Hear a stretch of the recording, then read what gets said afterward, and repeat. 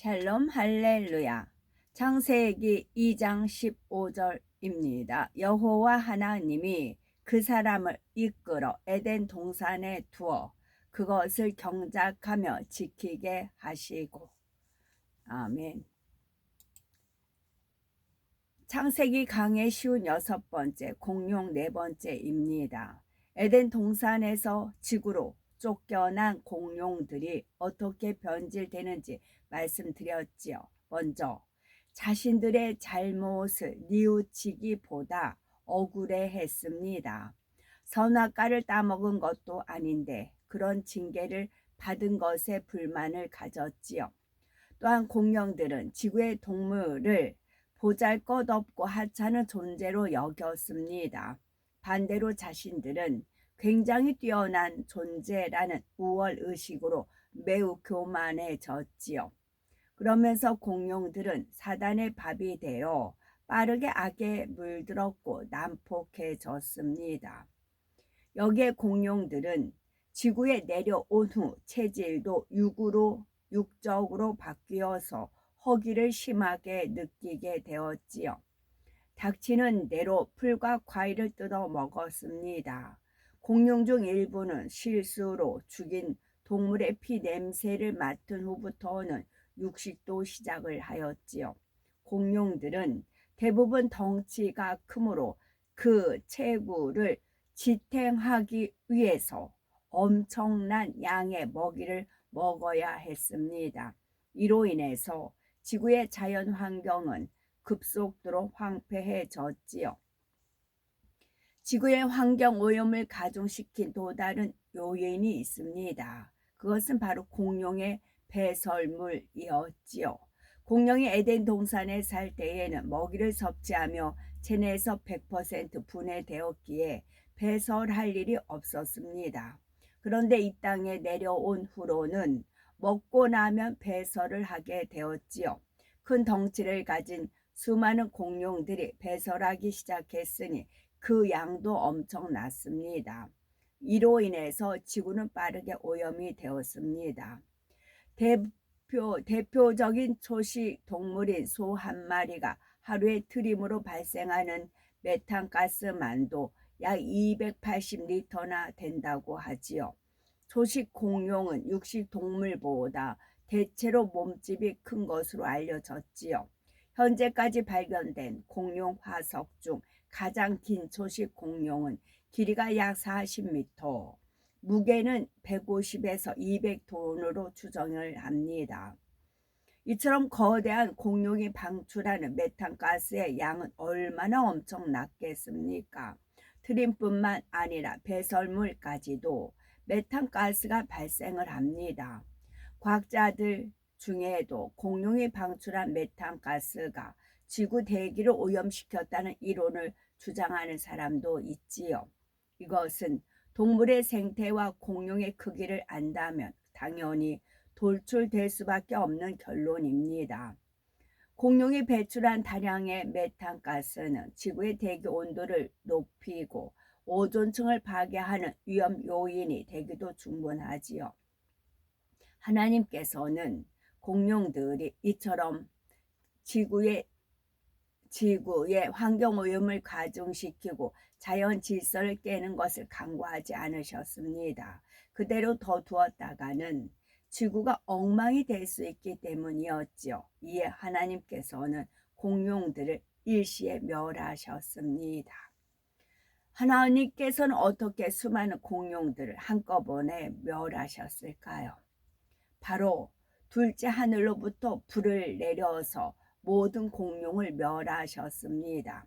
창세기 19장 24, 25절에 하나님께서 하늘에서 불을 내려 심판하신 장면이 나옵니다. 바로 소돔과 고모라를 멸하실 때였지요. 여호와께서 하늘 곧 여호와께로서 유황과 불이 비같이 소돔과 고모라에 내리사 그 성들과 온 들과 성에 거하는 모든 백성과 땅에 난 것을 다 엎어 멸하시더라 했습니다. 이때도 하나님께서 둘째 하늘의 불로 심판하셨지요. 성령의 불은 영원히 열려야 보이지만 둘째 하늘의 불은 영원히 열리지 않아도 보입니다. 열왕기상 18장 38절에 엘리야가 기도하자 이에 여호와의 불이 내려서 번제물과 나무와 돌과 흙을 데우고 또 도량에 물을 핥은지라 했습니다. 이때 하늘에서 내려온 불도 둘째 하늘의 불이었지요. 하나님께서 공룡을 멸하실 때도 둘째 하늘의 불을 내리셨습니다. 둘째 하늘의 불을 내리신 데에는 그만한 이유가 있지요. 첫째, 하늘의 불로도 공룡을 죽일 수 있습니다. 그런데 모든 공룡은 일시에 소멸할 정도의 불이 일어나려면 세계 곳곳에서 화산 폭발이나 화재가 발생해야 합니다. 그렇게 된다면 공룡뿐만 아니라 다른 동식물도 함께 멸종될 수 있지요. 또한 공룡은 일시에 멸종되지 않을 여지도 있습니다. 공룡은 지구의 흙이 아닌 둘째 하늘 에덴 동산의 흙으로 지어졌다는 사실이지요. 공룡은 둘째 하늘의 흙으로 지어졌을 뿐만 아니라 조성 방식도 둘째 하늘의 법칙을 따랐습니다. 비유를 들면 흑연과 다이아몬드를 조성하는 원소는 둘 다 탄소로 동일합니다. 그러나 조성 방식에 따라서 흑연이 될 수도 있고 다이아몬드가 될 수도 있습니다. 이처럼 첫째 하늘과 둘째 하늘에 있는 물질들은 설령 그것을 조성하는 원소가 같다 해도 조성 방식이 다릅니다. 공룡의 조성 방식은 지구 동식물의 조성 방식과 완전 달랐지요. 따라서 공룡이 지구로 내쫓긴 후 체질이 육적으로 변했어도 근본 조성 방식까지 바뀌지 않았습니다. 그러므로 공룡들이 지구에서 어떤 계기로 죽는다 해도 시체, 그 중에서도 단단한 뼈는 지구의 동물들처럼 쉽게 부패되지 않지요. 지구의 흙으로 지어진 모든 생물은 죽으면 다시 흙으로 돌아갑니다. 그러나 둘째, 하늘의 흙으로 지어진 공룡이 지구에서 설령 수명이 다해 죽는다 해도 완전히 분해되지 않았을 겁니다. 이는 둘째 하늘과 첫째 하늘의 공간 차이 때문이지요. 그런데 둘째 하늘의 불로는 공룡들을 완전히 소멸할 수 있습니다. 이에 하나님께서는 둘째 하늘에 불을 내려 공룡을 소멸하셨고 그 중에 일부는 화석으로 남겨두셨지요. 장차 사람들이 공룡이 존재했다는 사실과 어떻게 멸종됐는지를 알 수 있도록 힌트를 남겨두신 것입니다. 공룡 화석들에는 공룡이 하늘에서 내린 불에 의해서 순식간에 멸종됐다는 증거들이 담겨 있습니다. 첫째 증거는 공룡 화석의 수가 다른 동물 화석의 수보다 훨씬 많다는 점이지요. 일반적으로 화석이 되기 위해서는 생물의 유해가 대정물 속에 급히 묻혀야 하고 뼈, 껍질 같은 딱딱한 부분이 있어야 합니다. 금방 썩어버리면 퇴적물 속에 흔적도 남지 않습니다. 만일 생물의 유해가 방부제 역할을 하는 물질에 파묻힌다면 그때는 화석으로 남을 수 있지요. 예를 들어서 얼음, 건조한 공기, 수지, 천연 아스파트가 방부제 역할을 합니다. 수지는 나무 등의 수액이 굳어진 것으로 이것이 화석화되면 보석의 일종인 호박이 되기도 하지요. 간혹 호박 속에 곤충의 사체가 그대로 보존되어 발견되기도 합니다. 화석이 되는 또 다른 경우는 생물이 순간적으로 고압의 상태에 놓일 때이지요. 예를 들어 뜨거운 화산재에 갑자기 덮이는 것 같은 상황에서 화석이 될 수 있습니다. 서기 79년에 순식간에 화산재에 덮인 폼페이의 유적들을 보면 그 당시 재앙이 얼마나 갑자기 임했는지 알 수가 있지요. 베스비오 화산이 폭발한 지 몇 시간 만에 화산재가 온 도시를 2m 두께로 덮었고 3일 동안 약 10m 두께로 쌓였다고 합니다. 발굴된 시체들의 석고 주형을 보면 미처 대피하지 못하고 죽은 사람들의 표정까지 생생하게 나타나 있지요. 순식간에 화산재가 도시를 덮어버림으로 인해 그 당시 생활상이 고스란히 보존되어 있습니다. 이처럼 특수한 상황이 아닌 일반적인 환경에서 죽은 동물들은 화석이 되기 어렵습니다. 그래서 실제로 공룡 이외의 동물 화석은 매우 희귀하지요. 이에 비해 공룡 화석의 수는 전 세계적으로 많이 발견되고 있습니다. 이는 공룡이 갑작스런 불의 심판으로 멸종됐음을 증거합니다. 공룡들이 하늘에서 내린 불로 인해서 순식간에 멸종됐음을 나타내는 둘째 증거는 공룡의 알과 발자국 화석들입니다. 우리나라에서는 세계적인 공룡알 화석, 공룡 발자국 화석 산지가 여러 군데 있지요. 경기도 화성군 시화호 주변에서는 공룡알 화석이 130여 개 발견됐고 전남 보성군 등량면 선소해안 일대에서는 100여 개가 발견이 되었지요. 또한 전남 해남 우향리에서는 익룡으로서는 세계 최대 크기의 발자국 화석이 443점과 세계적으로 정교한 공룡 발자국 230여 점이 발견되었답니다. 이와 함께 전남 여수시 화정면 5개 섬에서 3,546점의 공룡 발자국 화석이 발견이 되었지요. 갑작스런 불의 심판이 아니었다면 공룡 알들은 형태가 보존되기 어려웠을 것입니다. 이런 일부 자극에 깨지기 알은 일부 자극에 깨지기가 쉽습니다. 그런데 수많은 공룡 알들이 형태가 그대로 보존된 채 화석이 됐다는 것은 그 당시 임한 재앙이 매우 갑작스러운 것임을 알려줍니다. 공룡의 발자국이 화석으로 남은 것도 불의 심판의 증거이지요. 발자국이 또렷이 남으려면 그 땅은 굳은 상태가 아니라 진흙처럼 무른 상태여야 합니다. 그처럼 무른 상태의 흙에 찍힌 자국은 다시 사라지기도 쉽지요. 그런데 뜨거운 불이 내려 순식간에 흙을 구워버리면 찍힌 자국이 그대로 보존될 수 있습니다. 이처럼 공룡 화석들은 공룡이 어떻게 멸망당했는지를 우리에게 분명히 말해줍니다. 그러면 세상의 과학자들은 공룡 멸종을 그럼 어떻게 설명을 하는 걸까요? 세상의 과학자들도 공룡이 어떤 한 시점에 갑자기 멸종됐다는 점을 인정하면서 매우 의아하게 생각합니다. 일반적으로 어떤 동물의 멸종은 일정한 기간 동안 천천히 진행되지요. 개체 수가 점점 줄어들다가 결국 사라지고 마는 것입니다. 그런데 공룡은 종류도 다양하고 개체 수도 많았는데 거의 일시에 사라져 버렸지요. 참고로 전 세계적으로 지금까지 발견된 공룡 화석의 종류는 천여 종이 넘습니다.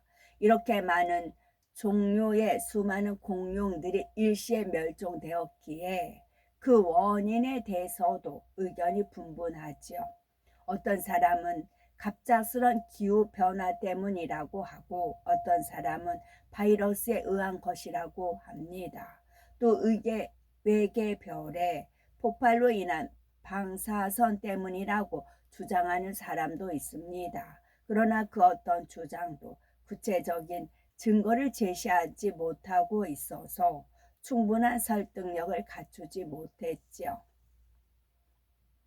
이런 가운데 비교적 최근에 등장한 것이 바로 운석 충돌에 의한 공룡 멸종설입니다. 커다란 운석이 날아와 지구에 충돌하면서 지구에 엄청난 변화가 일어났고 이로 인해 공룡이 멸종했다는 주장입니다. 만일 직경 10km의 운석이 지구에 충돌하면 그 위력은 히로시마에 투하된 원자폭탄의 50억 배에 달한다고 합니다. 또 이것은 냉전 시대에 미국과 구소련이 보유했던 25,000개의 핵폭탄을 일시에 터뜨렸을 때보다도 1만 배 가까운 위력을 나타낸다고 하지요. 직접 시험해 본 것은 아니지만 계산했을 때의 수치상으로는 그렇습니다. 바로 이러한 위력을 가진 운석 충돌이 있었고 이로 인해 지구 곳곳에서는 화재와 화산 폭발이 일어났다는 것입니다. 그 결과 급격한 기후변화가 나타났지요. 이전까지는 온난한 기후에서 살던 공룡들은 갑자기 찾아온 추운 날씨로 인해 환경에 적응하지 못했습니다. 식량도 고갈되어 결국 멸종하게 되었지요. 이것이 운석 충돌에 의한 공룡 멸종설입니다. 이러한 주장을 뒷받침하는 증거로 중생대와 신생대 지층 사이에 있는 특별한 지층을 제시하였지요. 이 지층은 공룡들이 멸종할 때로 추정되는 중상대 말기에 지구상에 큰 변화가 있었음을 나타내 줍니다. 이 지층에는 일리듐이라는 원소가 다량 함유되어 있습니다. 이리듐은 주로 운석이나 화산재에 많이 함유되어 있는 성분이지요. 이 이리듐이 지구 전 지역에 분포된 약 2cm 두께의 붉은 점토층에서 발견되고 있습니다. 이는 곧 이 시기에 지구상의 운석이나 화석 폭발에 의한 커다란 변화가 전 세계적으로 발생했다는 증거라는 것입니다. 그래서 과학자들은 이 증거를 토대로 운석 충돌에 의한 공룡 멸종설을 주장합니다. 그런데 공룡 멸종 이론도 시간의 지남에 따라 수정이 되지요. 처음에는 한 개의 소행성이 지구와 충돌했을 것이라고 가정을 했고 1990년대에 들어와서는 한 개가 아니라 여러 개의 운석이 한꺼번에 충돌했다는 견해가 제기도 됐답니다. 이것은 세계적인 지구 화학자인 데이비 칼리슬 박사가 그의 저서에서 밝힌 내용이지요. 둘째 하늘에서 불이 내렸다는 사실을 상상하지 못하는 과학자들은 그 불의 실체를 여러 개의 운석이라고 생각하는 것이지요. 과학이 발달할수록 점점 더 진실에 가까운 연구 결과가 발표되고 있답니다. 그렇지만 운석 충돌에 의한 공룡 멸종설에도 의문이 다르지요. 운석의 충돌로 공룡이 일시에 멸종됐다면 어떻게 다른 생물들은 살아남았는가 하는 점입니다. 공룡을 멸종시킬 만한 엄청난 변화에도 식물들은 그대로 보존되어 있었지요. 또한 조류, 파충류, 포유류를 비롯한 대부분의 동물이 살아남았습니다. 만약 커다란 운석이 지구에 충돌했다면 공룡 이외의 모든 생물들도 똑같이 엄청난 환경 변화라는 재앙을 겪었을 것입니다. 그런데 유독 공룡만 완전히 멸종되고 다른 동식물들은 보존되었습니다. 그러니 운석 충돌에 의한 공룡 멸종설도 공룡 멸종에 대한 정확한 해답은 아니겠지요. 다른 멸종 이론들도 의구심을 주기는 마찬가지입니다. 바이러스 혹은 외계별 폭발로 인한 방사선으로 공룡이 멸종될 상황이라면 다른 동식물도 살아남지 못했을 겁니다. 그런데 하나님께서 불을 내리셔서 공룡들만 선택적으로 소멸하셨다는 사실을 믿으면 모든 상황이 이해가 됩니다. 하나님께서 둘째 하늘에 불을 내리신 목적은 오로지 공룡을 멸하시는 것이었습니다. 따라서 하나님께서는 불을 비같이 전 세계에 내리시되 공룡 이외의 다른 식물들은 얼마든지 죽지 않게 하실 수가 있었지요. 지구 전역의 공룡들을 한꺼번에 멸하면서도 다른 생물들은 얼마든지 보존할 수가 있으셨습니다. 이런 예가 성경에 몇 번 나옵니다. 예를 들어 하나님께서 애굽 땅에 열 재앙을 내리실 때에도 이스라엘 백성들이 살고 있는 고센 땅에는 아무 재앙이 임하지 않았습니다. 또 사사기 6장의 기드온이 하나님의 뜻을 확인하기 위해 기도하자 하나님께서 두 가지 표적을 베풀어 주셨지요. 먼저 기드온이 양털 한 뭉치를 취하여 그것을 타작 마당에 두고 하룻밤을 지냈습니다. 아침에 일어나 보니 양털에는 이슬이 흠뻑 스며 있었으나 그 주변의 땅은 말라 있었지요. 다음 날은 그 반대가 되었고요. 이처럼 하나님께서 공룡을 멸하시기 위해 둘째 하늘의 불을 내리실 때도 공룡만 선택적으로 멸하시고 다른 동식물은 구별해서 보존하셨습니다. 다만 둘째 하늘에 불이 내렸던 지층은 성분이 독특하게 변질되었지요. 바로 과학자들이 발견한 이리듐이라는 성분을 다량 포함한 지층이 그렇게 형성이 되었습니다. 그런데 과학자들은 공룡이 멸종된 시점의 지층에서 이리듐 성분이 다량 검출되니까 그것을 공룡의 멸종과 연결지어 운석 충돌설을 생각해낸 것입니다. 그러나 중세대와 신세대 사이의 지층에서 다량 발견되는 이리듐은 운석 충돌의 증거가 아니라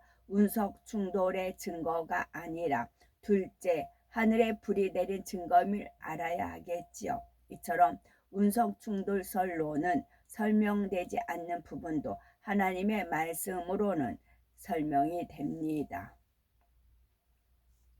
또한 하나님께서 설명해 주시는 것은 얼마나 논리적이고 타당하겠습니까? 과학에서 미처 설명할 수 없고 또 생각조차 할 수 없는 사실들도 하나님께서 설명해 주시면 이처럼 딱딱짝이 맞으며 설명이 됩니다.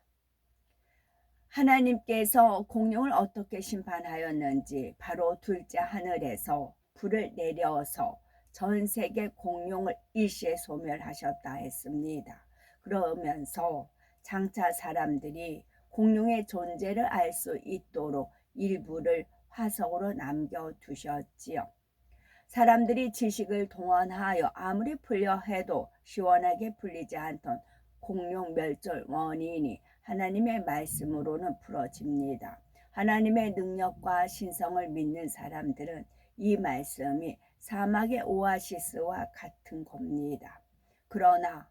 그러나 마음에 하나님 두기를 싫어하는 사람들은 하나님의 진리보다 거짓 이론을 더 좋아하지요. 또한 하나님의 진리를 인정하면 자신들이 그동안 쌓은 연구 업적을 부인해야 한다는 두려움도 있을 겁니다. 그런데 아버지 하나님께서는 이 마지막 때에 그러한 지식인들을 포함하여 어떤 부류의 사람들이든지 모두에게 구원의 기회를 주십니다. 바로 폭발적인 권능의 역사를 나타내심으로 살아계신 하나님, 창조주 하나님을 인정할 수밖에 없는 증거들을 보여주십니다.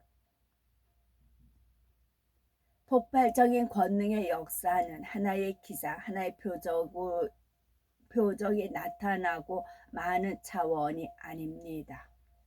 권능의 역사들이 마치 일시에 터지듯이 복합적으로 나타나게 되지요.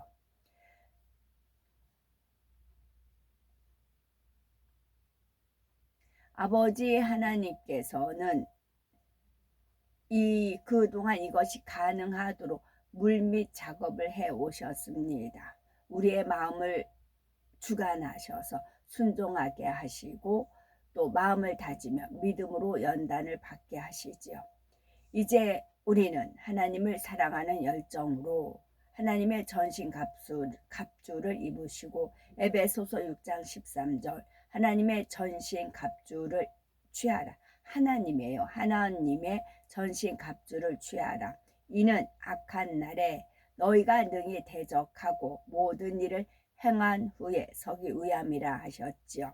우리는 말씀과 기도로 무장하여 마지막 섭리를 충만하게 이루어 나가시는 복된 우리가 되어야 되겠죠. 아멘. 샬롬.